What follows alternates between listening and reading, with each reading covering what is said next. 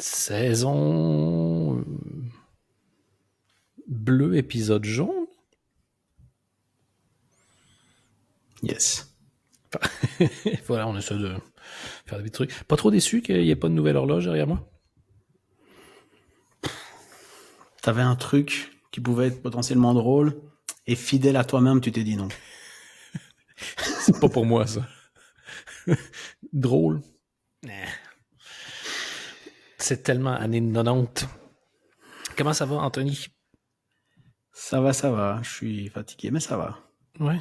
Qu'est-ce qui s'est passé cette semaine pour que tu sois fatigué? La vieillesse? Oh. Déjà de base, une bonne vieille vieillesse et le travail. Pas fun. Moi, est-ce que tu as eu... j'ai l'impression que tu as eu un déplacement international. Est-ce que je me trompe? Oh. Alors oui, j'étais à Prague pour le travail et qui je vois? Mm-hmm. Un journaliste français avec qui j'étais à Singapour. Et on se retourne tous Breakdance les deux en guy? même temps. Non, le français il dansait pas, c'était un anglais, je pense, le breakdancer. Et on se retourne tous les deux et on fait oh bordel, le mec qui a breakdancé. Laisse-moi te dire que j'ai beaucoup pointé du doigt. Je sais que ça se fait pas, mais j'étais obligé de dire à tout le monde, vous voyez ce gars là-bas?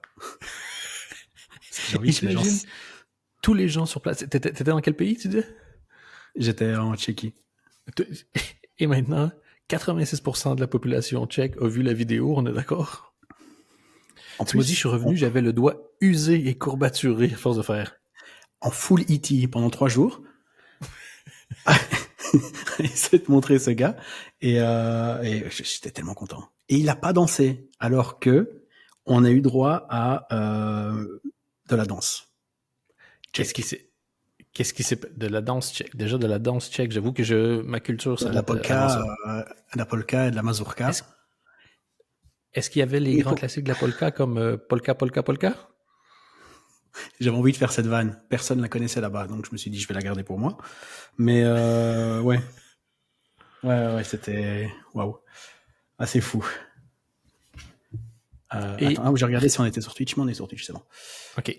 Et rien, genre la polka ne l'a pas. Le feu de la danse ne s'est pas. Il y a un moment donné, on était en cercle autour des danseurs. Et il est devant moi, enfin de l'autre côté du cercle. Et il a un sac à dos. Et à un moment donné, il fait ça. Je dis, oh bordel de merde, préparez-vous, on n'est pas prêt. Écartez-moi ce cercle. Et non, il n'a pas dansé. Non, il n'a pas dansé malheureusement. Est-ce que tu crois qu'il avait reçu des instructions très claires? Bah, c'est pas la même marque, donc... Ouais. À la limite, peut-être qu'il n'y avait pas de mosquée. Ça ne l'a pas chauffé, quoi. Mais, alors véridique, j'ai l'impression de mentir quand je raconte tous ces voyages. On était dans une église. Il y a quelque chose avec les églises dans tes voyages. T'es journaliste quoi, en fait? T'es journaliste sacristie? Je suis pour KTO, la télé KTO. J'ai déjà fait un enregistrement chez KTO TV. Un jour, je te raconterai. C'était un moment. J'imagine. Maintenant, ils ont lancé un téléphone et ils se sont dit pourquoi pas une église. Ben et à un moment donné, je me dis ils vont parler de l'église ou peut-être on va faire des photos des vitraux, j'en sais rien, ça va être magnifique avec le nouveau téléphone. Aucun moment ils ont parlé de l'église. Et après, on parlait avec les équipes qui organisaient le voyage, ils ont dit ça nous a coûté une blinde. Il a fallu amener Internet, l'acoustique était pour... Je me dis, mais il n'y avait pas de couteau sous votre gorge pour vous amener dans une église, tu vois. Bref. Et il n'y a jamais eu d'explication sur pourquoi cet endroit? C'était très très beau. Oui. Mais ça n'a servi à rien. Il n'y a même pas un petit jeu de mots? Bah, c'est en anglais déjà. Oui. Non. Rien de bien fun. Ah ben. Donc, excuse-moi. Pas de breakdance. Mais de la mazurka. Pas de jeu de mots. Non. Et pas d'explication. Non. Et par contre, je sais pas pourquoi on parle de ça dans ce podcast, mais en bref, on a fait un tour de la ville. C'était organisé aussi. Après la petite danse, il y avait un tour de la ville. 3 heures. Je me dis, cool, ça va être chouette. Sous la pluie. À un moment donné, on avait des ponchos tellement les chaussures étaient trempées. Et on a un guide. En fait, on fait tous au même moment, on est plusieurs journalistes, donc on fait tous la visite, mais on est divisé en groupes, et donc chaque groupe va faire un coin de la ville différent, si tu veux. Le but pour la marque, c'est qu'on fasse des photos avec le téléphone et qu'on voit différents points de vue Prague, quoi. Sur papier, très bonne idée. Le problème, c'est qu'il pleut. Et nous, on se tape le guide le plus dépressif au monde. Donc, on a des petites oreillettes et on marche, on le suit. Et il nous dit, moi, j'aime bien ce coin-ci parce que c'est pas touristique, parce que Prague, c'est que des touristes. C'est insupportable. Je me dis, ça à un groupe de touristes. En tant que guide touristique. Et puis, il nous a dit, un boulanger qui fait, j'en peux plus de voir du pain. Putain, ça me saoule, il y a du pain. La même chose. Il était extrêmement désagréable. Et là, il dit, ici, un gars est mort. On dit, ok. Ici, ce sont des statues de personnes décharnées. Ça représente le communisme. On dit, cool. Sur votre droite, un bout de tank. Excellent. C'était bonne envie. Cette petite statue est là pour faire peur aux enfants. Ok. On rigole, mais extrêmement désagréable. Alors que la ville est magnifique. Oui, ouais, moi j'avais des... Et en plus, j'avais entendu qu'il y avait des studios de cinéma. Bon, la raison pour laquelle il y a des studios de cinéma à cet endroit-là, c'est qu'ils ont tourné l'émission Impossible, ils ont tourné Triple X, etc. Mais avec une attitude, j'ai pas envie d'être là, les gars. Et si je suis là, c'est un peu de votre faute. Ouais. Donc, attends, dernier truc, après on passe à la comédie. Mais il y a des gâteaux typiques de Prague, tu vois. Ils appellent ça des cheminées. Donc en fait, c'est une sorte de churros enroulé. Et donc ça fait un tube. Et après, tu mets soit de la glace, des fruits dedans, crème fraîche, etc. Et il dit, bon, qui en veut? Levez la main. Mais vraiment, avec ce ton-là. Il pleut, on a faim, en fait. Et donc, on fait la file dans ce magasin. Il parle à la meuf. Il dit, bon, j'imagine qu'il dit, ils vont tous prendre un truc, quoi. Et donc, il nous donne. Et à un moment donné, moi, j'ai un machin en main. C'est entouré d'une serviette, mais c'est un creux, quoi. C'est vraiment de la pâte avec du sucre. Et je m'apprête à dire à la meuf au stand d'à côté, je vais prendre banane et un peu. Et il fait, ah non, mais vide, on n'a pas le temps. Tu vas pas manger de la pâte, en fait. Il voulait juste jeter de la farine, de l'eau et du sel en disant, ça compte pour du pain. On était sous la flotte, en train de manger le machin avec, tu sais, la serviette imbibée d'eau. Parce qu'en fait, il drache. Et donc, on a arraché des petits bouts de pâte au sucre. C'est vous mangez des bouts de pâte au sucre collés à de la serviette sous la drache de Prague à côté d'une statue de Jean Descharnais. Et pas de breakdance.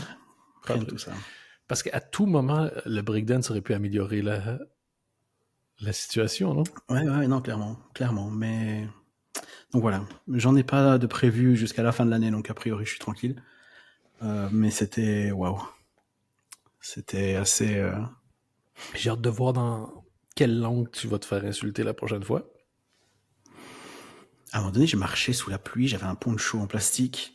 Et quelqu'un me regarde, me dit ça va. Et en fait, je me rends compte, je crois que je me suis dissocié de moi-même. En fait, j'étais tellement triste.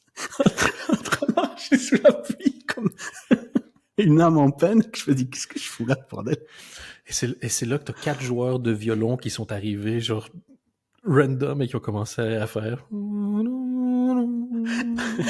Je sais pas si t'as vu sur ma story, mais j'ai fait une photo à côté d'un gars déguisé en roi. Parce qu'à un moment donné, on s'arrête et ils nous font, voilà. Et on se dit, qu'est-ce qu'il y a? Il dit, la statue. Je pensais quel roi. À un moment donné, j'avais retiré l'oreillette. Et en fait, ils avaient payé un acteur déguisé en roi, donc il avait une cape et tout, qui nous attendait. Encore une fois, le but, c'était de faire un parcours photo, etc. Je peux comprendre. Mais là, ils nous ont même dit, sortez pas les téléphones, on va les niquer, en fait. Et donc, je dis, mais libérez ce pauvre gars qui nous attend depuis je sais pas combien d'heures qu'on marche. Et donc, il était sous la flotte comme ça, avec sa cape. Oh. Quel enfer. Quel enfer. Et t'imagines, lui, quand elle dit demain, tu peux venir manger un bout de pâte vide? Fait, non, demain, je bosse. Qu'est-ce que tu fais? Je me déguise en roi sous la flotte, et puis j'attends qu'un mec aigri pointe du doigt avec un air désabusé que des touristes ne prennent pas de photos. Il a vraiment fait genre... c'est le même, en fait. Il est déguisé en la statue. Hein? Tu vois la statue? Ouais, pareil. Mais il est là. Mais en plus triste parce qu'il est tout mouillé, lui. Est-ce qu'à côté de la statue qui est là pour faire peur aux enfants, il y avait Nawal Madani et il a pointé en disant En vrai, c'était sur une sorte de moulin dans la flotte. Enfin, tout était... Et des fois, on se regardait, on se disait, mais c'est nous, c'est méga... Enfin, en plus de la pluie, le temps, etc., et on est crevé, c'est méga déprimant, tu vois. Et déjà que c'est pas une ville très, très heureuse, de base. Je suis jamais allé, donc je peux pas. On n'a pas l'impression de revenir dans les années 70, tu vois. Tu manges, tu dis, vous mangez pour survivre, il n'y a pas de plaisir à table. Faut se nourrir parce qu'il y a peut-être une guerre, en fait. C'est vraiment genre, tu manges un pourcentage de volume d'estomac. Voici ton 37%. En sauce. Tout est en sauce. Tout est en sauce. J'ai l'impression d'être un clébard, en fait, à un moment donné. Je dis, bah, les gars, donne-moi un truc sec. Je ne sais pas. Déjà avec la flotte d'or. Ça se trouve, c'était pas en sauce, hein, c'était juste mouillé, mon gars. Bordel. Et rien ne fonctionnait. Bon, après, je termine vraiment, mais le clou du spectacle de cette journée. Donc, il y a eu l'église, il y a eu la danse, il y a eu la marche. Après, c'était, on va aller sur le statut, on va aller sur un bateau et on va, le bateau va naviguer, mais c'est un bateau restaurant, donc on va boire, on va manger. Et après, on pourra faire des photos, et que ça va être magnifique. Sauf qu'en fait, la ville n'est pas éclairée, donc c'est pas comme si tu étais sur la Seine et que tu vois Paris, tu vois la Tour. Rien n'était éclairé. Et en plus de ça, nous, on était trempés. Oui. Donc en fait, t'enfermes 200 journalistes dans un bateau. Il y a de la buée partout, en fait. Donc... tu voyais rien. Un fiasco. C'était pour la sortie du... C'est ça que j'allais dire, c'est pour la sortie du nouveau Samsung Fiasco ou... Un nouveau téléphone, il n'est pas encore sorti, je peux pas en parler, mais... Waouh, c'était intense, quoi. Mais si un jour je croise un téléphone et que directement ça me déprime, je saurais. Punaise. Mais j'ai regardé la comédie en allant là-bas. Donc on peut faire un petit... Pas trop le choix. Il fallait survivre. C'était dans l'avion pour y aller. Ouais, heureusement que j'avais sauvegardé des trucs sur mon téléphone parce que... Ouais, c'était pas le moment de regarder un drame, quoi. Et aussi, on s'est arrêté à un magasin de tabourets et de cordes. Non. J'ai dit un magasin de tabourets. J'ai senti qu'il y avait un petit fond un petit fond en moi qui était un peu trop excité à l'idée qu'il existe un magasin de tabourets en disant on peut choisir son tabouret préféré pour le stand-up. Non, c'était pas ça. Tabouret ou quoi? Le nom du magasin, évidemment. Mais en tchèque, du coup. Ah oui. Je sais pas comment être raciste en tchèque.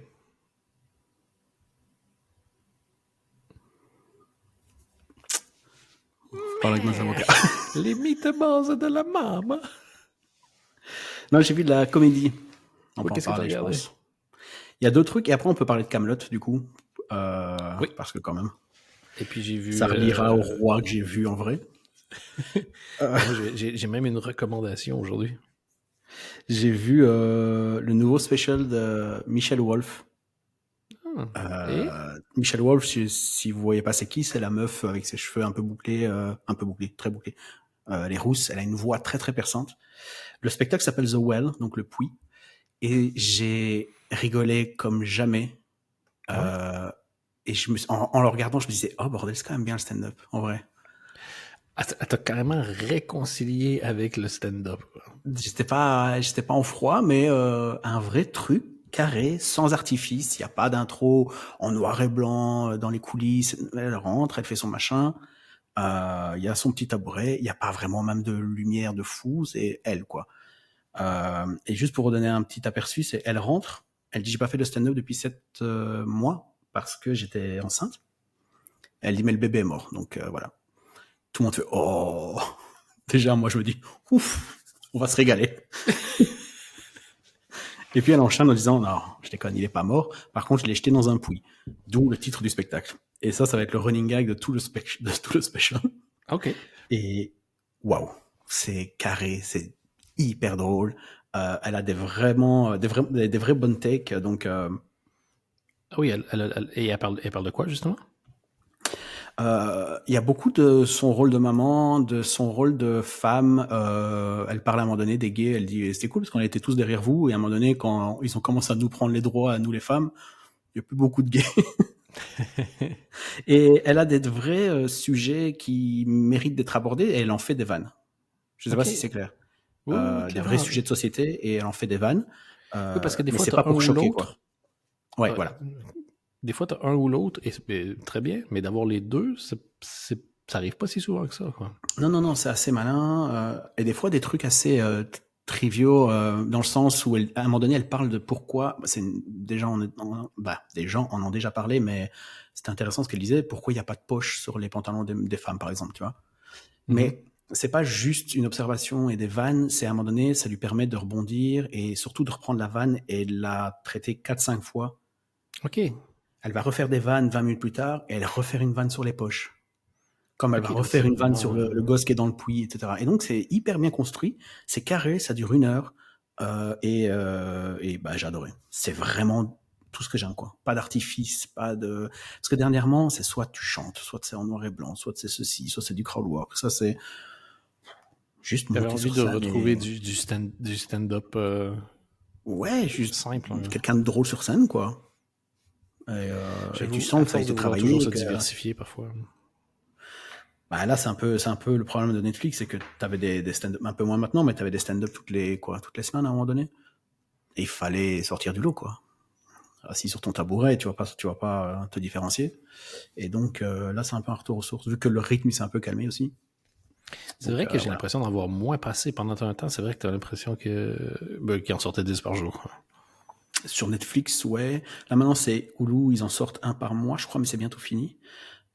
Et sinon, il y a une chaîne, il faudrait que je prépare ce podcast, parce qu'à chaque fois, je cherche. Il y a une chaîne qui s'appelle, je regarderai plus tard, mais eux, ils mettent des specials gratuits sur YouTube. OK.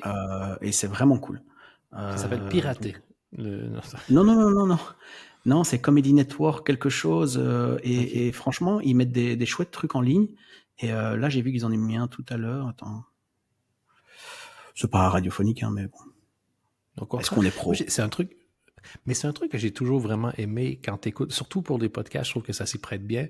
Moi, j'ai adoré le médium radio quand j'étais jeune et j'en écoutais des heures et des heures et des heures.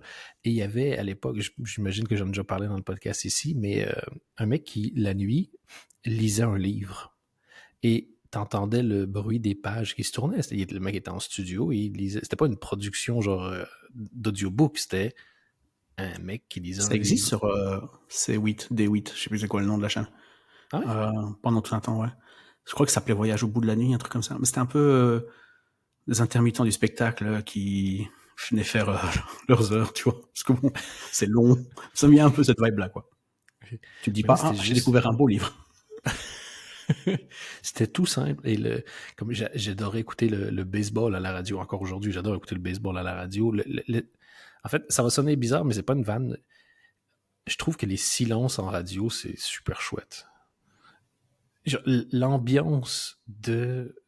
Normalement, tu te dis, ah ben, ils vont parler non-stop, ils vont avoir de la musique non-stop, mais le fait que ça respire et que tu puisses entendre l'ambiance, les bruits de pages qui tournent ou les bruits de baseball, c'est super joli. Donc, moi, si j'écoute un truc et que j'entends quelqu'un dire, attends, je vais aller chercher l'espèce de petit silence, le fait de taper sur le clavier, je trouve ça, en fait, je trouve que parfois les silences sont plus immersifs que les paroles. Voilà. Peut-être qu'il faut que j'écoute des meilleurs podcasts aussi, c'est peut-être ça le problème. J'ai une petite anecdote à raconter, mais je sais pas, ça va revenir sur le voyage, mais peut-être que je vais la raconter après. Juste pour avoir du terminer ce breakdance, truc-là, mon gars. la chaîne s'appelle donc le chiffre 800, 800 Pound Gorilla. Et c'est eux, ils produisent plein de specials, mais ils ont aussi leur chaîne et ils publient des trucs. Et là, aujourd'hui, ils ont publié le nouveau Mathieu Broussard. Et Mathieu Broussard, il faisait du roast à une époque. Okay. Comment ça s'appelait cette émission de Rose Battle, tu vois, avec oui, ok. Jeff Ross. Il était là dedans. Moi, j'avais découvert là. J'ai pas vu le special parce que ça vient d'être publié, mais il publie généralement une fois par semaine des nouveaux specials. Et souvent des gens un peu moins connus. Bon, lui, Mathieu Broussard, il est connu, mais donc si vous n'avez pas Netflix, vous n'avez pas Disney ou quoi, bonne façon de foncer, quoi. Faudra. Tu disais qu'il y avait un lien avec le voyage. C'est pas très intéressant. T'essayais de passer à autre chose et là je viens de ramener le truc, ça. Non, mais c'est pas spécialement intéressant. Parce que sinon, je fais que parler de voyage, en fait. Et, Oui, mais c'est, à quelque part, la comédie, c'est aussi un voyage, Anthony. C'est la comédie. Vas-y. Ah ben non, moi je veux pas t'interrompre. Moi je sais pas pourquoi, je suis c'est pas hyper spécialement investi dans ton drôle. voyage. Non, mais je sais pas pourquoi. on était sur ce bateau. Il y a un gars, à un moment donné, un journaliste, peut-être qu'il nous écoute d'ailleurs. On le salue. Il nous dit, est-ce que vous avez des écouteurs? Parce qu'en fait, il devait écouter le mix de son podcast pour voir la qualité. Est-ce que c'est le même journaliste qui t'avait tapé sur l'épaule parce qu'il t'écoutait chez Flaubert? Non, ça c'est un autre gars encore. Et du coup, il écoute ce machin-là. En fait. Bah, tout le monde a des podcasts. Et là, lui, il fait un podcast sur la tech, quoi. Et donc, dans ma tête, je me dis, Waouh, vérification de son et tout ça, en 12 ans, on l'a jamais fait. Je trouve ça honorable. Tu prenais des notes en disant « Oh! » Et il y a le gars à côté qui dit ah ouais, j'ai jamais écouté ton podcast, mais en même temps, je bosse dans la tech, j'ai pas envie d'écouter un podcast sur la tech en rentrant chez moi, tu vois, dans le train. Et je dis si vous voulez un podcast, je dis moi j'en fais un. Et je préviens, je dis ça fait 12 ans, on n'a pas de générique, le son est dégueulasse, on n'a pas de sponsor, on n'a pas de conduite, on n'a rien. Et bon, il était un peu sympa, il dit de changer ça. Non, bah, c'est un peu l'origine du podcast, c'est pas mal, je vais écouter, etc. Je dis, baisse vraiment toutes tes attentes, diminue tout. Je sais pas s'il a écouté. Et non, c'est pas un Belge pour répondre dans le chat, il travaille pour les numériques, le site Les Numériques. Mais non, voilà, j'ai vu vraiment un gars, ça m'était jamais arrivé dans la vie, mettre des écouteurs et écouter, il faisait, ouais, le son est pas mal. Je bordel, qu'est-ce que c'est que ça? Et si le son était pas comme il voulait, il aurait fait quoi? Appeler son équipe? Bah, retravailler, ou dire peut-être à ce moment-là, ça allait pas, ou peut-être le mix, je sais pas exactement ce qu'il vérifiait, mais bon, en tout cas, il a mis des écouteurs et tout, donc, parce qu'il devait le publier assez rapidement. Ça fait pro, hein. Ça fait on peur, devrait peut-être faire ça, mettre des écouteurs et plisser les yeux en faisant un. Faudrait peut-être qu'on ajuste les equalizers du treble. M'intéresse pas du tout. Bah donc voilà, c'était une petite anecdote. J'ai un truc sur lequel je suis tombé cette semaine. Je savais pas qu'il l'avait sorti en livre. Est-ce que tu vois qui est Kyle Prue? Kyle, comment? Prue, P-R-U-E. Non, pas du tout. C'est quelqu'un que j'ai découvert sur les réseaux sociaux et qui avait une série qui je trouvais hilarante. Il faisait 3 façons de fâcher les mecs. Donc c'est vraiment genre Here's how to piss off men. Et à chaque fois, c'était des petites phrases que tu peux faire qui peuvent faire fâcher les mecs. Et il y avait des trucs qui étaient hilarants. Va voir quelqu'un qui est très, très musclé et demande-lui s'il n'y a pas un pote qui connaît une salle de sport. Ah oui, ok.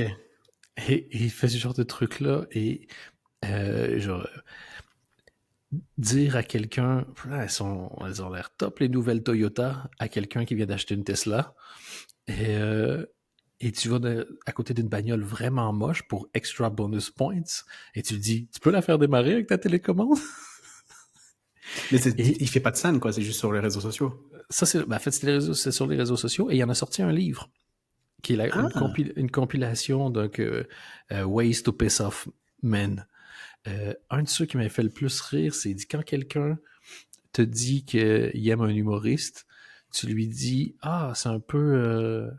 genre la version homme de, et tu trouves une humoriste femme, et c'est surprenant à quel point c'est efficace.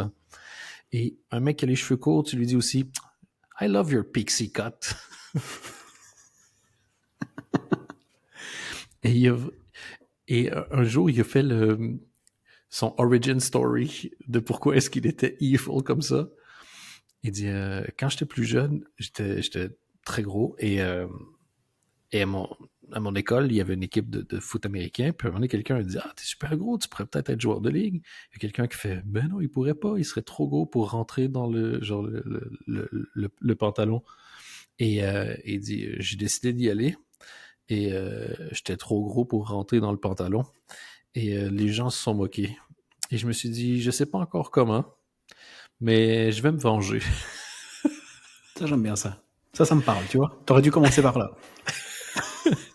Et donc, il a fait énormément de trucs sur les réseaux sociaux, entre autres spécifiquement pour fâcher les mecs. Donc ça, cette série-là, elle est super drôle. Et je sais qu'il a fait aussi des vidéos et d'autres. Ça, j'avais moins suivi, mais il y a 2 personnes qui me font vraiment rire en étant petty, comme ça, sur Internet. C'est lui et Walter Masterson. Je sais pas si tu vois c'est qui Walter Masterson. C'est un nom de quelqu'un qui a une moustache, en tout cas. Oh mon Dieu, tellement, mais pas du tout. Mais oui, à fond. C'est un peu... je crois que c'est ce que serait Jon Stewart s'il était né 30 ans plus tard. C'est-à-dire que c'est clairement un militant de gauche, mais qui va... Ouais, plus le Jon Stewart de maintenant, quoi. Mon Dieu. Un jour, il faudrait peut-être faire une analyse sur ce qui s'est passé, mais... L'argent. Ah, ça Analyse risque pas de nous terminée. arriver, ça. Toi, tu serais pas bon chez McKinsey.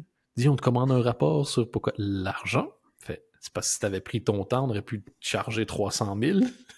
Fait, et là, tu peux charger 400 000. Ce que je vais faire de cet argent, j'en ai jamais vu en vrai. Voilà. Pareil que c'est rond comme ça. Et ça des fois fait comme ça.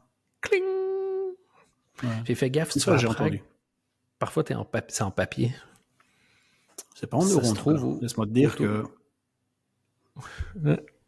et tu peux l'échanger contre des choses. Non, et Walter Masterson, en fait, c'est un troll professionnel. Vas-y. Attends, désolé, il y a un truc qui vient de revenir. On prend un taxi de l'aéroport jusqu'à notre hôtel. Il parle pas anglais, bon, ça peu importe. C'est une Skoda. Je dis, bon, c'est une blague, mais c'est pas grave. Il ouvre le coffre pour mettre nos sacs. Il y a un sac de patates et un bidon d'huile. Je dis, on me teste. Prague. Comment? Je viens seulement d'arriver. Oh mon Dieu. Il y a...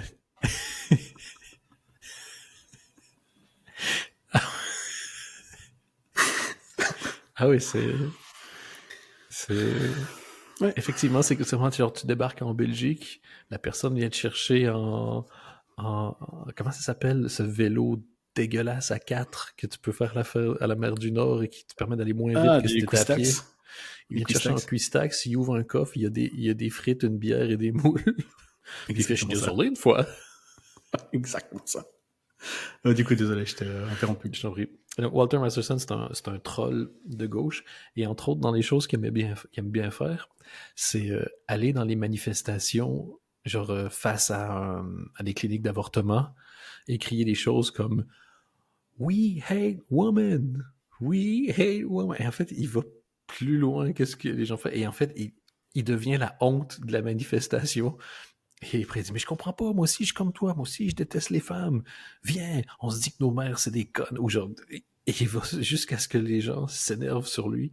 Il avait été déjà voir, comment il s'appelle? Matt Gaetz, je crois, le politicien américain. G-A-E-T-Z.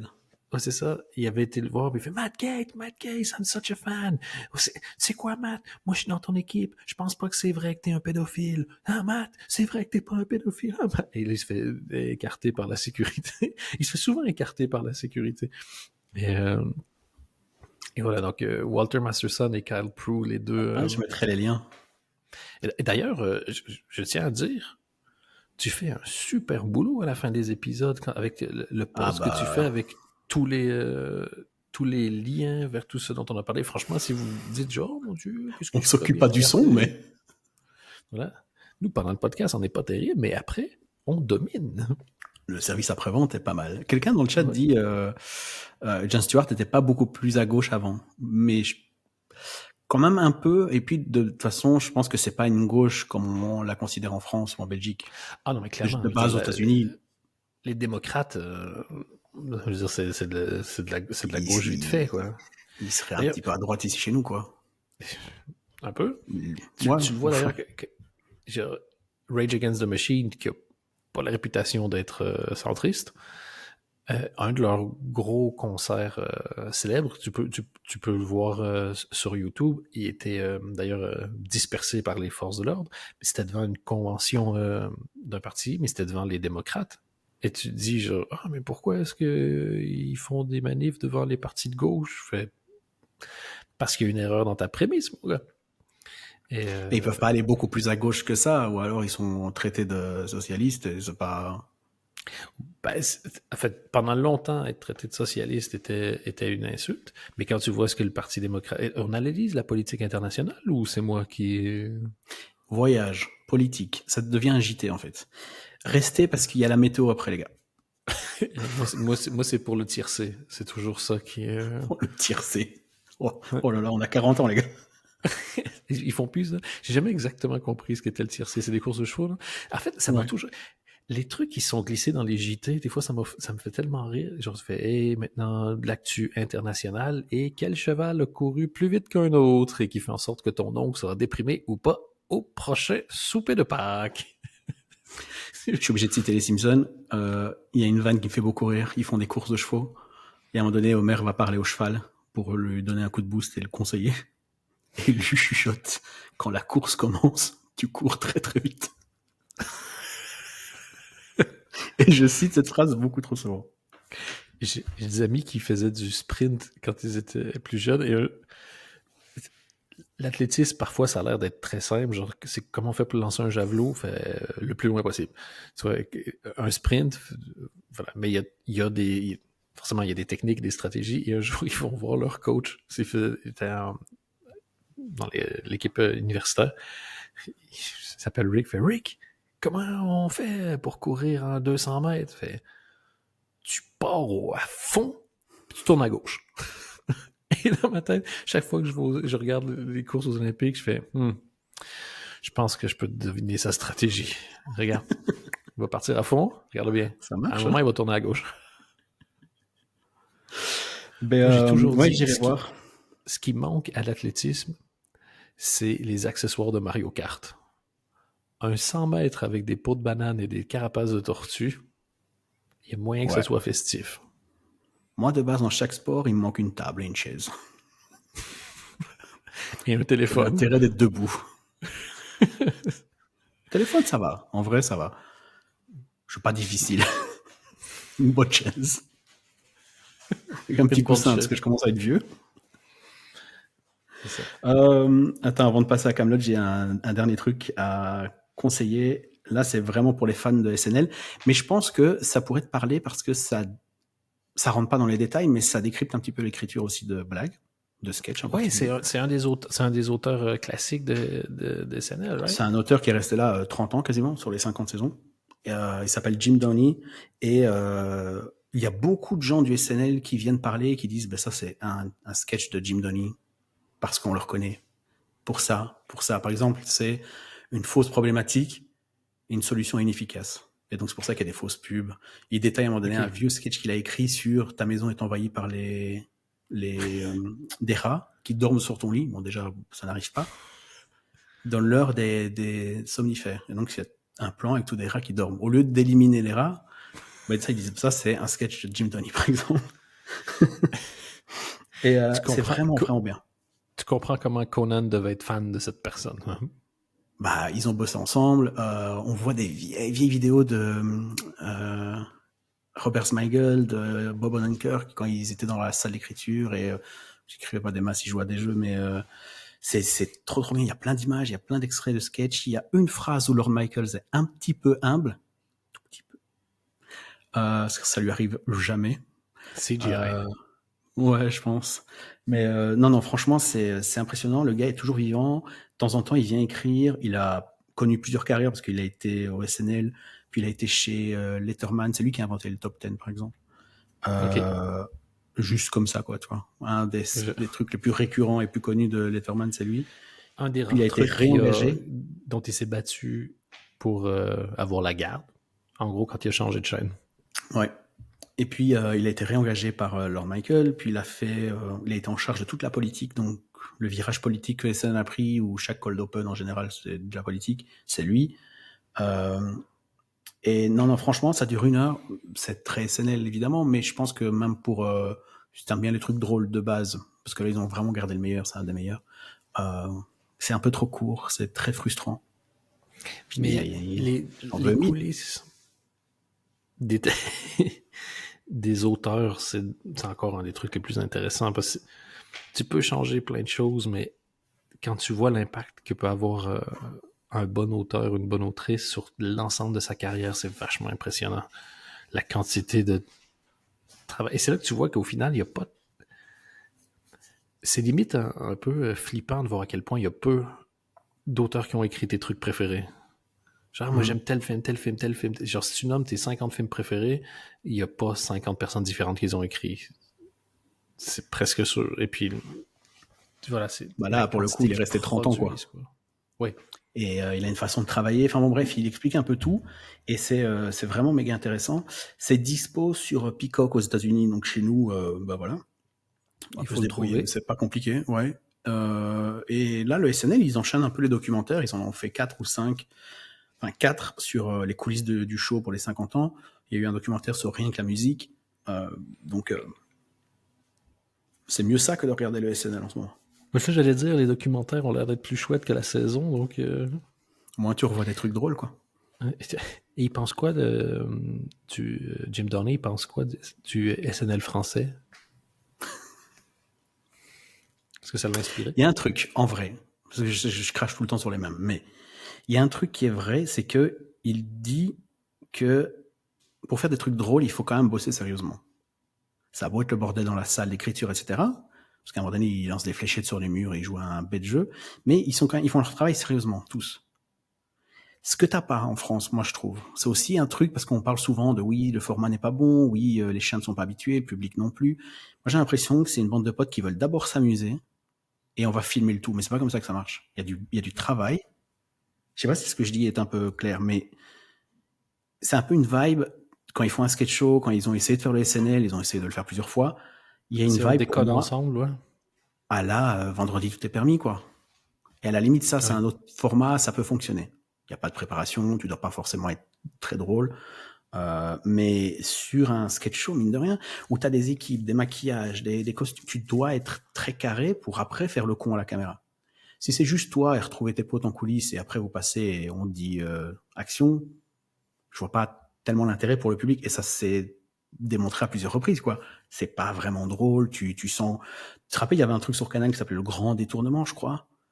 Tous les plus grands acteurs, Jean Dujardin, Marion Cotillard, ils ont essayé de faire un petit peu un SNL. Ouais, c'est ça, ouais. Oui, c'est ça. À l'époque, on avait l'impression que c'était un SNL, ouais. Bah, C'était c'était semi-vendu comme ça, ouais. un entre-soi un peu, tu vois, parisien. Ils se connaissent tous, ils s'amusent entre eux. Toi, tu es témoin de ça. Mais ils ont pas fait un show pour nous, quoi. Je comprends. C'est ça. Tu peux regarder un show pour eux. Ouais. Tu ferais quoi, toi, si dans le cas de figure où tu acceptais de faire le SNL, déjà,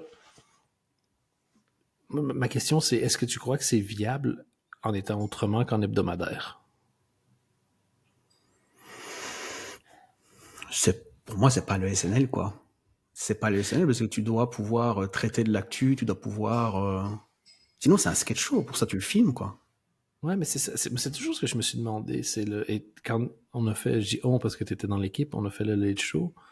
Moi, la chose qui m'embêtait le plus, déjà, des fois, c'était les horaires. À la base, j'aurais me demandé si je voulais pas que ça soit un peu plus tôt. Je dis non, diffuse-le le plus. Ouais. Mais c'était excusé parce que c'était passé genre de 21h30 à 22h30 ou un truc comme ça. Je fais non, mais moi, j'ai toujours voulu que ça soit à 22h30. Donc, très bien. Mais Et le fait le que ça journaliste soit qui a fait. hebdo, c'est chaud. C'était pas le même. En fait, Ouais. ça s'appelle comment le mot? La récurrence, la quotidienneté, bref, le nombre de fois qu'il y a, ouais, ça change tout le mood. Le journaliste qui écoutait son podcast et qui vérifiait connaissait le Late Show. Il m'a dit, ah, mais c'est le Dan du Chercheur, c'est lui. Oh, petite anecdote. Mais j'ai rien fait depuis, quoi. Attends, dans le chat, on dit il y a eu samedi soir en direct, mais samedi soir en direct, même si je trouve que là, il y a un petit peu plus un côté, ok, on va s'amuser, mais aussi on va faire rire les gens, ils sont quand même beaucoup rire entre eux. C'est aussi pour ça qu'on dit tout le temps que... là qu'il y avait les Jean-Michel de Cadmerade. Est-ce que c'était dans l'émission de Canal, je sais plus, mais c'est là où il y avait les parodies de Ça se discute, le Qui veut gagner des millions québécois avec Gad, etc. Tu vois, c'était cette émission-là. Moi, je trouve que... Ouais, ils rigolaient quand même beaucoup entre eux, quoi. Il y avait beaucoup de sketchs où... Moi, ce que j'aime bien au SNL, c'est que justement, il y a cette règle qui est pas vraiment une règle, mais qu'apparemment, tu dois pas vraiment rire pendant le sketch. Et ils essayent de se retenir. Quand c'est trop, c'est trop. Mais si tu commences à rigoler à tous les sketchs, c'est que c'est même pas sérieux, en fait. C'est ça. C'est le fait que ce soit marrant quand il y a un décrochage, c'est parce que c'est un décrochage. Si c'est la règle, ben, c'est plus marrant. Et moi, je n'avais jamais vu. Et récemment, j'ai regardé les sketchs des Inconnus. Moi, je trouve que c'est vachement bien écrit. Je sais pas si toi t'aimais ou pas les Inconnus. Très très fan des Inconnus quand j'étais petit, ouais. Quand tu regardes, tu te dis, mon Dieu, ok, ouais. C'est écrit hyper sérieusement. Et il y a un côté... J'aime bien quand les choses sont jouées au premier degré. c'est toujours un peu gênant quand tu sens que les gens essaient de le jouer de manière comique. Si tu joues un personnage comique, tu le joues premier degré et c'est ça qui le rend comique. Après ça, quand tu as un vrai décrochage ou un vrai fou rire, c'est super, mais tu peux pas... Je veux dire, Mais ça un existe, tu vois, fou au rire SNL. forcé, c'est chaud, quoi. Au SNL, il y a des montages, tu peux les trouver sur YouTube de quand ils rigolent, mais parce que c'est tellement rare que tu peux faire un petit montage de, voilà. Oui, sur 50 Mais, ans, où il y en a une fois par semaine. ouais. Mais voilà. Et pour les inconnus, avant que j'oublie, j'ai pas encore lu le livre, mais il y a un, j'ai pas encore lu le livre. Il y a un livre qui vient de sortir qui s'appelle La Bible des inconnus et c'est écrit par Simon Bernard. Et ça revient sur tous leurs sketchs, etc. Ah ouais? J'ai pas encore lu, donc je sais pas ce que ça vaut, mais j'ai vu ça aujourd'hui. Et donc, pour finir la question, si toi, tu devais faire le SNL en France, tu partirais avec déjà quel type de cast? Déjà, Pas connu. c'est ça, hein? Pas connu, même pas un... C'est en France, tu sens qu'ils auraient envie de prendre un youtubeur. Non. Non, il faut qu'ils soient pas connus. Parce que tu dois leur mettre des perruques, ils doivent pouvoir jouer plein de rôles, ils doivent s'oublier dans le personnage. Ils auront une façon de jouer, ils auront une façon d'être connus un peu plus tard, mais SNL, c'est très rare quand ça arrive, hein. Ça arrivé plein de fois, mais c'est quand même globalement des inconnus qu'on apprend à connaître. On se dit, c'est marrant, parce que lui, il sait faire ça aussi. Connus. Ouais. Ils deviennent connus avec le show. Et dès que tu essaies de sauter les étapes, et tu le voyais d'ailleurs, je trouve dans la façon dont les Français ont essayé de faire des late shows souvent, il y a vraiment un côté, on va essayer de faire un late show comme, encore une fois, l'année numéro 46 ou l'année numéro 50. Non, ça a évolué depuis un point de départ, et puis ça va évoluer différemment ici, et c'est OK, mais c'est... essayer de copier un résultat sans comprendre le processus, en général, c'est pas une recette pour le succès, quoi. Ouais, moi je trouve qu'il faudrait des inconnus. Après, bon, si c'est pas toutes les semaines, voilà, je sais pas trop. Là, je sais que donc ils ont acheté le concept en Angleterre. Okay. Ce sera officiel et je pense qu'ils ont signé pour 6 épisodes. Mais si c'est 6 épisodes diffusés à la chaîne, tu vois, un tous les dimanches ou peut-être tous les samedis, tous les dimanches, j'ai dit. Je regarde cette émission depuis 25 ans, c'est dans le titre. Gros débile. Ouais. Hey, j'adore le film. Tu as vu le film La fièvre du samedi soir? Moi, je rêve de passer un mardi comme ça. un mardi matin comme dans La fièvre du samedi soir, ce serait génial. Non, mais tu vois, si c'est 6 épisodes diffusés toutes les semaines, ça va, quoi. Bon, après, les Anglais, ils font quand même pas des saisons de 20 épisodes, donc voilà, peu importe.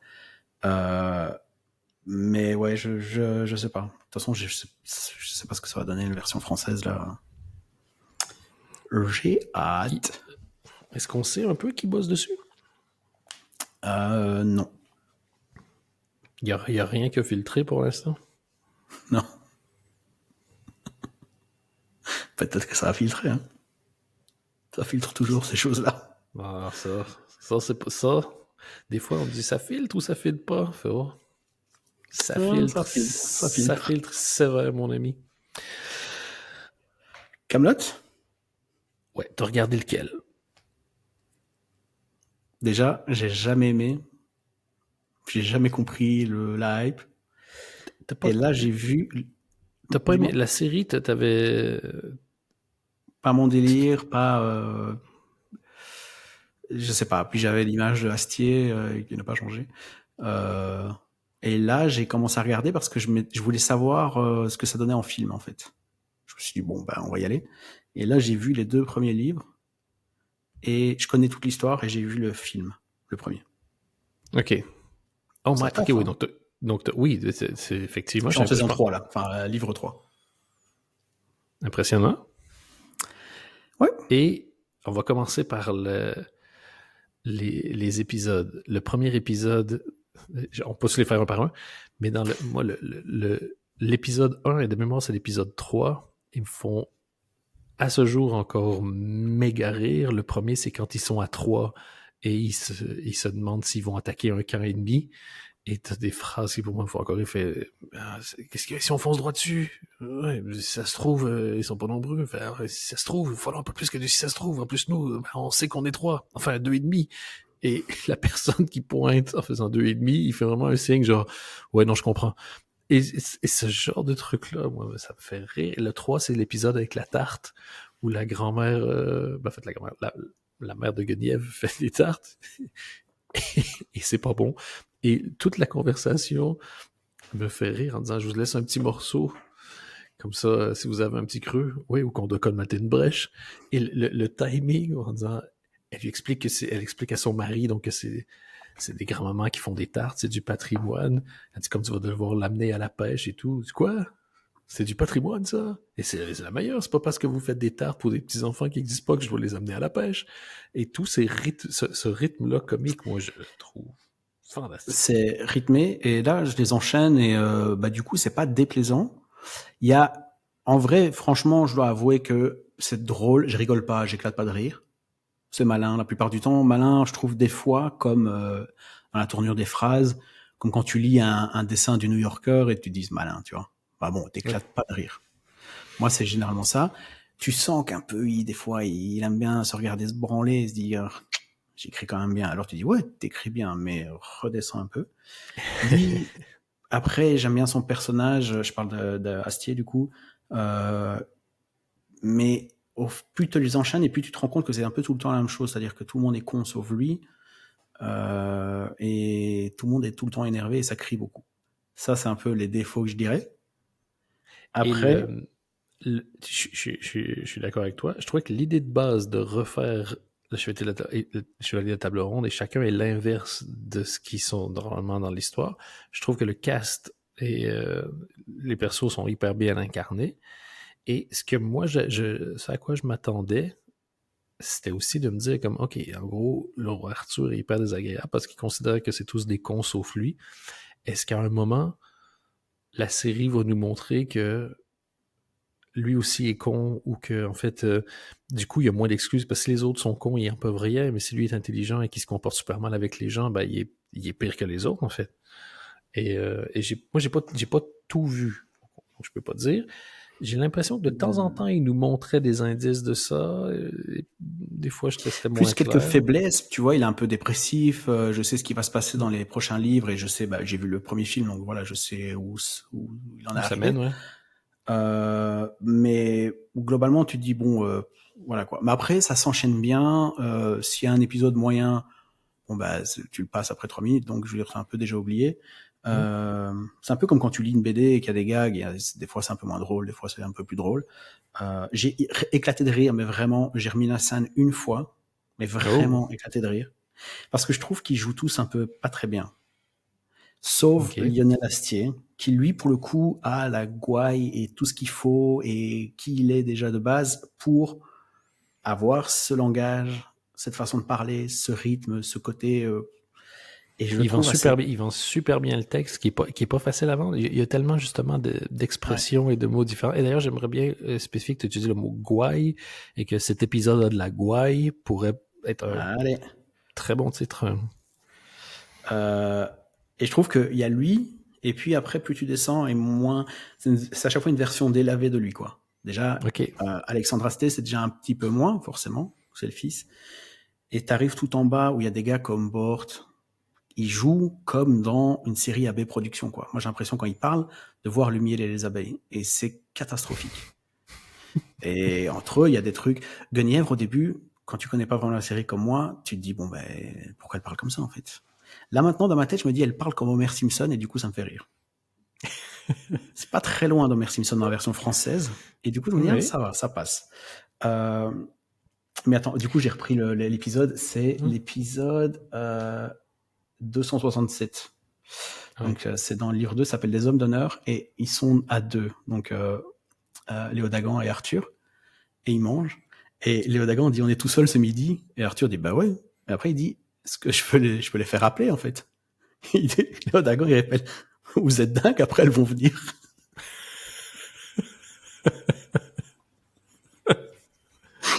Parfait, c'est parfait, la façon dont il le joue. Tu sens, tu connais les personnages, donc tu sais qu'ils aiment pas leur meuf. Déjà, entre deux, ils supportent pas. Il y a tout dans cette phrase, et c'est très, très, très, très drôle. Mais ouais, non, globalement, ça va. Je m'attendais à pire, en fait. Je comprends pas pourquoi les gens sucent autant Astier dans les commentaires, parce que là, il fait une tournée promo de fou. Pourquoi tout le monde continue de l'appeler Monsieur Astier? Calmez-vous, en fait. Pourquoi ce gars a un avis sur tout? Et Et ouais, des fois, ça joue pas très, très bien. Et il y a d'autres séries aussi bien, quoi. Je veux dire, pourquoi ça a été comme ça un peu... Pourquoi ça a été porté au nu? Ouais, je vois pas trop. Je comprends. C'est vrai, c'est bien. C'est surtout pour une série quotidienne comme ça sur M6, un créneau d'enfoiré. Et franchement, Oui. nickel. On en parle encore maintenant. Il y a des films et tout. Et juste un petit point sur les films. Le premier, c'est canon. Visuellement, canonissime. Le montage, c'est une catastrophe. Ça n'arrête pas. J'ai pas remarqué le montage. Il Moi, monte j'avais le remarqué film la comme il monte la quantité. série, quoi. Ok. Ce que j'avais remarqué surtout, c'était la quantité de plans qui ressemblaient à des shots pour le profil Tinder d'Alexandre Astier, quoi. Bah, il s'aime bien. Mm. Le truc, c'est que je pense qu'il est quand même talentueux de base, donc je peux pas Mais moi, dire la que c'est pas série, talentueux. Et... moi, je peux pas dire que la série, je trouve ça juste bien. Moi, c'est un truc qui me fait mourir de rire et régulièrement, je vais regarder et genre comme un comfort watch et puis ça me met dans de super bonne humeur et j'ai genre des phrases qui me font encore rire quand son beau-fils et son neveu assistent à un cours militaire sur la catapulte et qui demandent est-ce qu'on peut s'en servir pour donner de l'élan à un pichon. Cette phrase-là me Non, fait c'est marrant, mais rire. quelqu'un, tu vois, dans le chat dit c'est une série faite pour voir 3 minutes par jour. Oui, ça je comprends tout à fait. Bon, il se trouve que moi je dois tout revoir, donc là j'enchaîne un peu, Mais c'est marrant parce que même moi, si je à prenais... l'inverse, j'arriverais pas je pense pas que j'aurais accroché si je devais regarder 3 minutes par jour. C'est C'est la, parce qu'on regarde c'est pas la, la télé de base, je pense. c'est la somme. Pourtant, je l'ai regardé beaucoup. Moi, jusqu'à ce que je débarque en Europe, donc jusqu'à mes 20 ans, j'ai consommé la télé. Je suis né dans les années. Je suis né en 83, donc je consommais la télé comme elle était proposée. Mais à toutes les 3 minutes, mais même c'est vrai que quand j'étais plus jeune, quand il y avait François Pérusse, entre autres, il faisait des trucs à la télé et on les enregistrait pour pouvoir aussi les regarder en les enquillant, quoi. Et juste 3 minutes, Ouais. devoir attendre, je pense que j'aurais trouvé ça frustrant, le fait de pouvoir en regarder pendant 1 heure ou deux. Moi, c'est aussi ça qui... Ben, c'est là que c'est assez immersif. Mais tout ce qui est en costume, forcément, et puis la façon dont il s'exprime, c'est un langage qui leur est propre aussi. Donc, il y a plein de raisons que ce soit immersif, et donc j'aime bien pouvoir les enchaîner. Mais il y a un truc aussi qui est, ça sort un peu de la comédie, mais pour parler de Astier en général, là, il fait beaucoup de promos pour le deuxième film. Il est sur tous les formats. Là, je l'ai vu avec Kian Kojandi chez Squeezie aujourd'hui. Tu peux pas mettre plus de melon dans une... C'est foutu, quoi. Il n'y a plus de place dans la pièce. Mais, par exemple, je trouve que la presse détourne aussi l'image de Astier. Qui est-ce qu'elle est? Ok. Je pense qu'il y a une base qui est vraie. Par exemple, il a fait une interview chez Combini où il doit tirer des cartes et lire des questions et y répondre. À un moment donné, il parle de la carbonara. Il dit à carbonara, vous faites comme vous voulez, je m'en branle. Il dit, par contre, il y a des faits, c'est que la carbonara, c'est sans crème, et voilà, il explique. Après, ce truc-là a été isolé sur TikTok, Instagram, etc. Astier nous donne la recette de la vraie carbonara. Non, Ah ouais. nous j'ai vu le truc, mais du coup ça renforce l'image un peu d'enfoiré qu'il a. Un peu plus tard, il parle d'astrologie, il dit l'astrologie, ça n'existe pas, c'est faux. Enfin, le machin avec les horoscopes, tout ça. Et la vidéo qu'ils ont découpé, le titre, c'est genre nous parle, nous dit sa vérité. Ben non. Ouais. C'est votre propre vidéo en fait. Jamila Jamil, qui joue entre autres dans The Good Place, Ouais. est en campagne contre ces genres de choses-là depuis super longtemps. Il a dit que c'est un truc qui va affecter aussi beaucoup les femmes, c'est-à-dire que, tu sais, à chaque fois que tu penses que tu es saoulé parce qu'une femme est surexposée, c'est souvent un choix médiatique plus qu'autre chose. Et puis, elle reprend beaucoup aussi les médias quand ils font elle donne des interviews, puis qu'ils choisissent un extrait, puis qu'ils lui font dire quelque chose qu'elle a pas dit. Au final, elle fait comme, ouais, non, ça c'est pas vrai, ça c'était le truc. Et c'est comme ça que tu finis par détester des gens parce qu'on te les frame d'une certaine façon, quoi. Et en plus, avec Astier, clairement, il y a du rage bait parce que t'as une partie de la population qui va le défendre avec leur propre sang et une autre partie qui les déteste et puis des médias qui font comme si on foutait la merde entre les deux, quoi. Et quand il y a des gens qui défendent, je dirais, c'est pas faux. Wink, wink. Oh, pas mal. Pas mal. Cherchez sur Internet s'il y a un secret. Ah. C'est... quand des gens aime un artiste pour entre guillemets, les bonnes raisons, c'est-à-dire pour l'art, c'est clairement cet artiste-là a réussi à toucher la personne à un moment et a eu un impact plus gros que ouais, je trouve ça pas mal. Quoi. Et c'est toujours intéressant de fouiller sur ces gens-là pour essayer de comprendre pourquoi et qu'est-ce qui fait que et tout. Et c'est vrai qu'il y a des gens qui vont défendre Alexandre Astier. Mais là, ça s'auto-alimente en fait. T'as les gens qui défendent. Lui, il a une base où il sait des trucs, il est un peu calé sur certains trucs. On l'a un peu porté au nu, donc je pense qu'à un moment donné, il se sentait plus pété. Il y a aussi beaucoup de réussite. Hein. Et je veux dire, c'est un compositeur qui est fan de musique classique et je crois que c'est pour le premier volet, il a réussi à enregistrer la musique chez Deutsche Grammophon, qui est super classique pour lui. Et tu dis forcément, ça a dû finir par jouer à un moment donné. Quoi. Mais tu vois, quand j'ai vu le film, je me suis dit, c'est un être humain en fait. Il a des talents comme un peu tout le monde, mais c'est pas un monteur, par exemple. Le montage est catastrophique. Il sait pas couper son scénario parce que c'est trop long, il y a trop d'histoires, et il a écrit son film comme si c'était une série, quoi. Du coup, là, ça m'a fait l'aimer un peu plus bizarrement, alors que le film a ses défauts et que voilà. T'as vu des failles et tu trouvais ça intéressant. Hein. Ouais, et puis je peux passer un mauvais moment, et c'est vrai que visuellement, ça a de la gueule, ça tu peux pas dire le contraire. Donc, globalement, voilà. Je sais pas que je change d'avis, mais je reconnais que c'est vraiment, ça fait un peu prétentieux de dire ça quand même. Mais, je reconnais.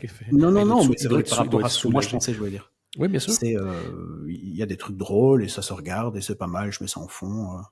Donc, voilà. Non, le deuxième volet est sorti, donc nous on enregistre le 27, donc le deuxième volet est sorti le 22 et 2h20. Pour la première partie. Ouais, c'est ça, deuxième volet, première partie, c'est 2h20. Et moi je l'ai pas encore vu. Apparemment, ça a le même défaut, quoi. Trop de... J'imagine. En soi, c'est la même personne qui fait la suite. Mais j'avais bien aimé retrouver l'univers et tout.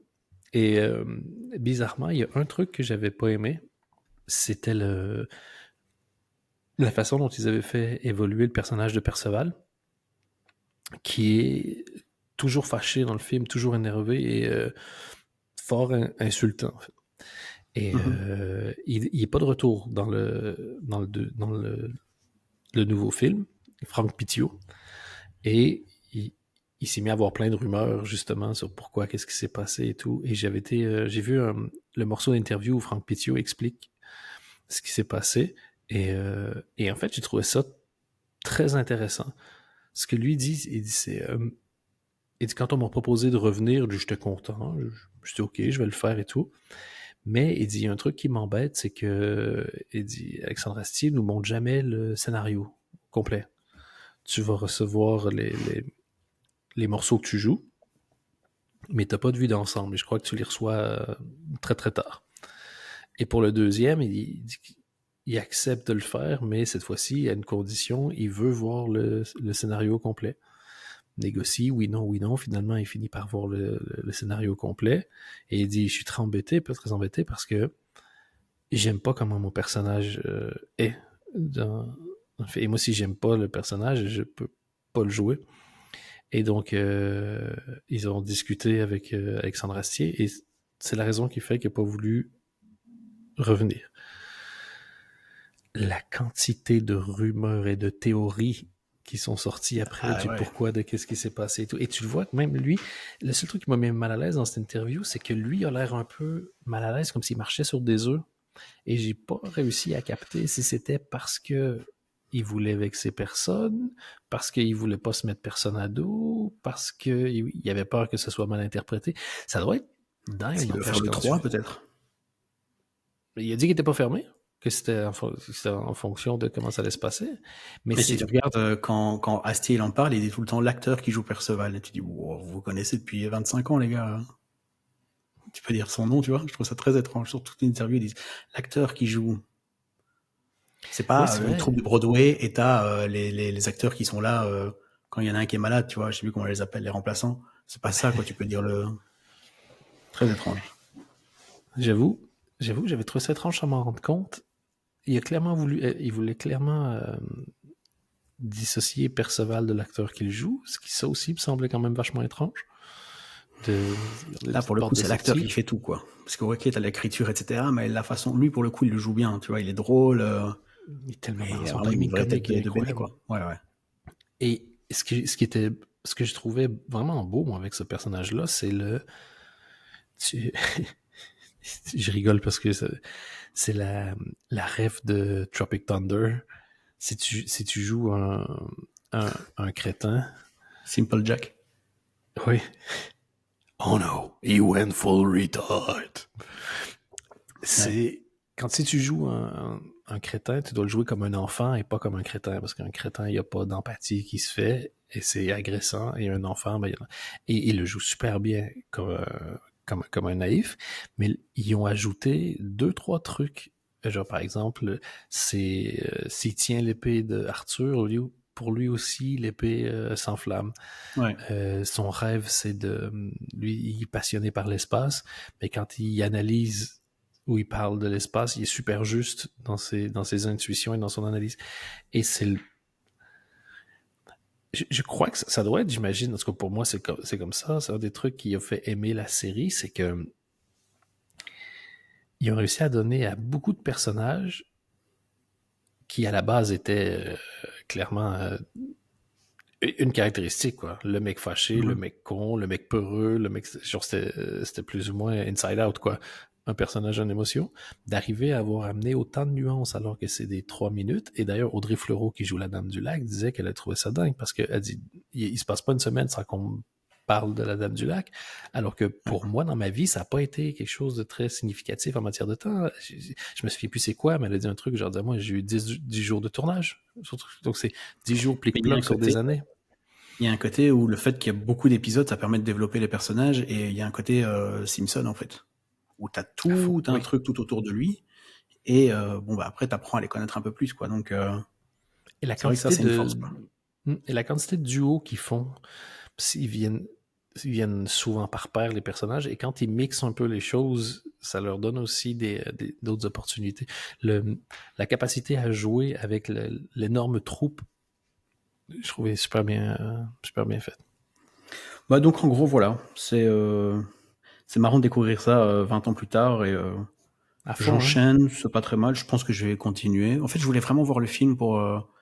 je me suis rendu compte pendant le film que je sais pas ce que ça racontait, parce qu'il y a tellement de trucs qui se sont passés, et c'est un peu grandiose pour pas grand chose, mais j'ai pas passé un mauvais moment. Je trouvais ça beau. Je me suis dit, il faut peut-être qu'il délègue certains trucs. Pour ça, il faut, voilà.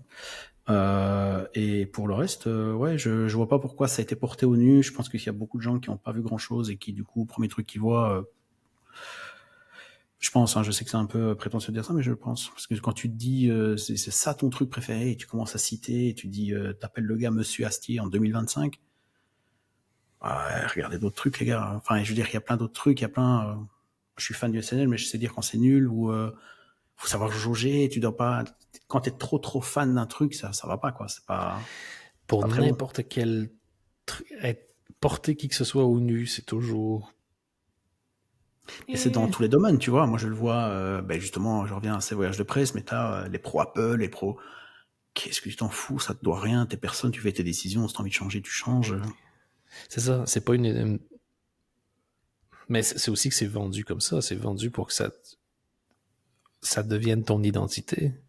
Je veux dire, Apple, quand ils avaient fait toute leur campagne, je crois que c'était au lancement de l'iPod, mais je peux me tromper, où c'était des ombres, il y avait différentes couleurs, et c'était en ombres, et t'avais quelqu'un qui avait fait une critique sociale où l'ombre, c'était un mouton.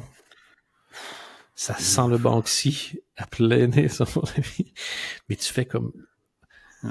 Détester un truc, c'est pas non plus une personnalité, tu vois. Non plus. Je sais que j'ai un peu cette image-là, mais alors que je parle de beaucoup de choses que j'aime bien. Mais c'est parce que tu parles de ce que tu détestes avec beaucoup de passion. C'est parce que j'ai toujours peur, et ça c'est un vrai truc, d'embêter les gens avec les choses que j'aime bien. Si je parle d'un truc que j'aime bien et que je vois que la personne s'emmerde, je me dis, oh putain, c'est un truc que moi j'aime bien. Du coup, je préfère pas en parler. Je fais un effort dans ce podcast. Ça te fait mal Parce pour que- toi ou pour l'autre personne? Pour moi, Genre, OK. je me suis En un fait, peu tu trouves ouvert et tu te sens rejeté, en fait. Si tu parles d'un truc que t'aimes bien, que la non, parce personne que je partage ton cherche pas enthousiasme, c'est de ça? je cherche pas de rapprochement ou quoi, ok, c'est juste envie de partager un peu, c'est un truc que j'aime bien, mais si, je sais pas, c'est très difficile à expliquer, mais c'est pour ça que le négatif prend le pas sur le positif. OK. Ben, écoute, bouge pas. Quelqu'un dans le chat me dit tu te sens vulnérable et trahi. Écoute, on n'est pas là pour faire ma psychanalyse, mais il y a un peu de ça. Et je vais lire le chat du coup. Les Français adorent porter les gens nus, mais je trouve les médias adorent porter les gens nus. Après, le grand public, j'en sais strictement rien. Mais c'est vrai que pour porter au nu, c'est très pratique pour des émissions comme C'est à vous au quotidien, qu'ils ont. Oh là là, ouais, évidemment, je les ai tous les deux, mais t'es Attends, vraiment. je voulais... Tu m'as jamais trouvé aussi sexy dans un sandwich de SNL. Pour expliquer ceux qui écoutent juste Ouais. l'audio. En fait, c'est 2 livres de Saturday Night Live. D'ailleurs, le premier, le gros rouge, je me demande si c'est pas toi qui me l'avais offert Ah, c'est possible. C'est un livre de chez ta chaîne, c'était pour les 40 ans. Oui. Et l'autre, c'est le Live from New York, le livre, c'est une oral history qui a été updaté 2 fois. Et c'est une bible. On apprend notamment que Chris Farley faisait caca par les fenêtres de 30 Rock. Et ça me fait beaucoup rire. Et pour les 50 ans, ils ont sorti un livre de photos de Mary-Hélène Matthews, donc c'est celle qui fait les bumpers, les photos qu'il y a avant et après les pubs. Elle a sorti un livre. Ouais. Très très beau livre de photos. À part ça, il n'y a pas eu grand chose. Je m'attendais à des livres un peu comme celui de ta chaîne pour les 40 ans. Ils n'ont pas fait. C'est un peu dommage, mais pas mal. Et du coup, tu les as sortis pourquoi? Parce que tu disais que quand tu parles des choses que t'aimes et que les gens réagissent pas, tu te sens un peu vulnérable et trahi. Et donc, j'ai voulu que tu te sentes accueilli et réceptionné. C'est gentil. Ça me touche. En vrai, je fais un effort dans le podcast parce que je dois parler de choses que... Je parle quand même de choses que j'aime bien. C'est dans la vraie vie, avec des vrais gens.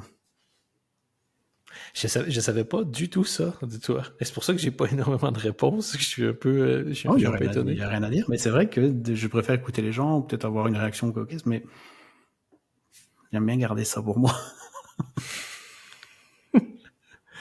Ah ben, on a revoyagé aujourd'hui, Anthony.